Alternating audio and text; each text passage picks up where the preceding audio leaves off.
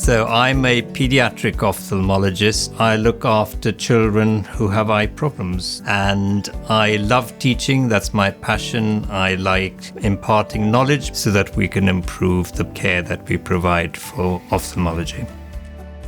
Does neb fel Patrick, mae Patrick yn gweithio'n galetach nag unrhyw ophthalmolygydd arall yng Nghymru a mwy na thebyg gros Deyrnas Unedig.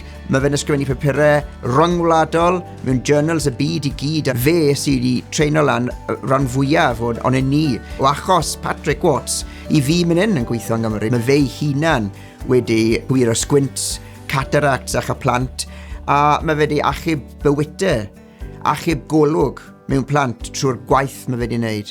Bydde Cymru mewn sefyllfa lot yn wath os ydy ddim amdano pobl fel fe, ond fe yn enwedig yn sefyll lan a gwneud y gwaith oedd neb arall gallu gwneud. I do feel very privileged and honoured to be nominated for the St. David's Award. We all do it for one reason only, and that reason is for the public, for our patients and for the children we treat. That's why we live, I think.